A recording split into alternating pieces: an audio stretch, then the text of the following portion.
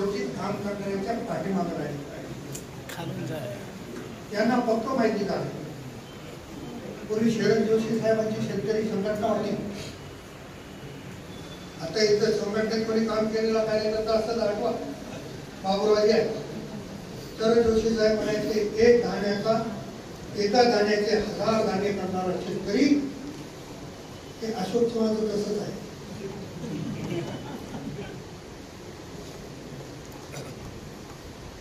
निवडणूक आली आणि निवडणूक संपली बस कागदावर दर्शते आणि विचारायची कोणाची ताकद नाही. माणूस मोठा आहे पण मोठं कोणी केलं. या लोकशाहीमध्ये मोठे करणारे तुम्ही आहे, लहान करणारे तुम्ही आहे. मला कोणी निवडून दिलं आणि पाळलं कोणी. ही लोकशाही. लोकशाहीमध्ये आपण चमत्कार करू शकतो. तो चमत्कार तुम्हाला करायचा आहे. मला खात्री आहे टीम सगळी नव्यानं उभा राहते. बाळासाहेबांना सांगितलं की आत्मारामला बळ दिलं पाहिजे. राष्ट्रवादी काँग्रेस कार्यकर्त्याला बळ देणारी पार्टी आहे. पण माझ्या एवढे पक्ष कोणीच केलं नाही. सगळे पक्षात अनुभव आहे. त्याच्यामुळे कोण्या पक्षात काय आहे ते मला चांगलं माहिती आहे का नाही. आता मी पक्ष बदललो म्हणून दुसऱ्याही लोकांना बदलले पण आमच्या दोघांच्या बदलण्यात फरक आहे. मी कोणाला घाबरून पक्ष बदललो नाही. बदल असेल आम्हाला माहित नाही. शेवटी आम्ही परिस्थितीने लहान असतो पण पत्रे साहेब स्वाभिमानी कार्यकर्ता. मी माझ्या आयुष्यात कुठं झोपलो नाही आणि भविष्यात मी आतापर्यंत 18 निवडणुका लढवल्या, 16 निवडणुका जिंकल्या. मागच्या दाराने कधीच गेलो नाही.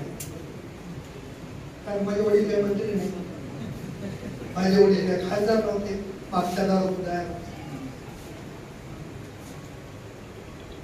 लोकांच्या तुमच्या समोर निवडणुका लढल्या. माझी तुम्हाला आग्रहाची विनंती आहे तर तरुण वर्ग मोठा आहे. ही बैठक संपल्याच्या नंतर तुम्ही ज्या पद्धतीने शरद जोशी साहेबांच्या संघटनेमध्ये शपथ घ्यायची कार्यक्रम ती संघटनेची बाजू भावभाव जाऊन समजून माझ्याकडे काय कार्यकर्ते इतके जीवट होते की पारावर बसल्यावर लोकांचा तंबाखू घ्यायचे, लोकांचा चुना घ्यायचे, गावाला येणं करायचं. ती जिद्द होती त्याची. ती जिद्द तुम्ही बाळगा आणि इथून उत्तर द्यायच्यानंतर प्रत्येकाच्या घरात अजितदादा, प्रत्येकाच्या घरात घड्या, प्रत्येकाच्या घरात राष्ट्रवादी हे चित्र बिंबवा. नांदेड जिल्ह्यामध्ये आज बघितला भास्करराव पाटील कदगावकरांनी प्रवेश केला, मोहनराव हंबर्टेंनी प्रवेश केला, सुभाषराव साबणेंनी प्रवेश केला, माजी आमदार अविनाशराव घाटेंनी प्रवेश केला, माजी आमदार ओमप्रकाश पोखरणांनी प्रवेश केला, जिल्हा परिषदेचे माजी सभापती ज्येष्ठ नेते भोजगावकरांनी केला, बाळासाहेबांनी केला, शिवराज पाटलांनी केला,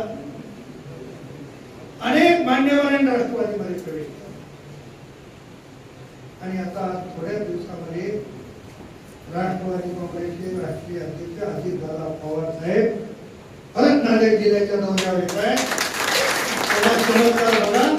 राहिलेले सगळे प्रवेश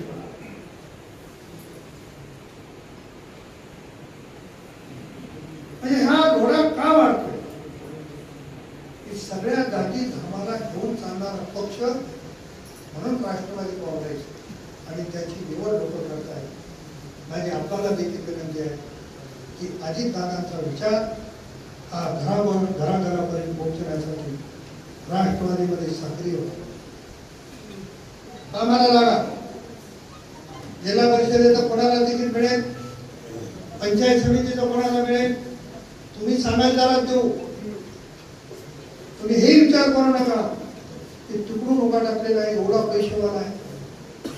आम्ही आहोत ना त्याच्यामध्ये, पूर्ण ताकद राष्ट्रवादीची राहून त्याच्यामध्ये कार्यकर्ता योग्य सक्षम निवडा. उमेदवार आम्ही नाही ठरवलं. तुमच्याकडे 2-4 दिवसामध्ये निरीक्षक येतील, लहान सर्कल मध्ये जातील, येळेगाव सर्कल मध्ये जातील, मालेगाव सर्कल मध्ये जातील आणि तुमच्या लोकांमध्ये राहणारा कोण कार्यकर्ता आहे, लोकांच्या सुखदुःखामध्ये येणारा कोण कार्यकर्ता आहे, त्या कार्यकर्त्याला राष्ट्रवादी काँग्रेसची उमेदवारी दिली जाईल आणि ते काम आपण सगळ्यांनी मिळून एकत्रितपणे करायचं. आता पदवीधर मतदारसंघाची निवडणुका होऊ घातलेली आहे, त्याची नाव नोंदणी मोठ्या प्रमाणावर सुरू आहे. माननीय आमदार सतीशरावजी चव्हाण ते 3ऱ्यांदा आमदार झालेले, आता आपल्याला 4थ्यांदा त्यांना आमदार. त्यासाठी राष्ट्रवादीच्या कार्यकर्त्या सगळ्या पदवीधरांची नोंदणी त्या मुदतीमध्ये करून घ्यावी अशा पद्धतीने.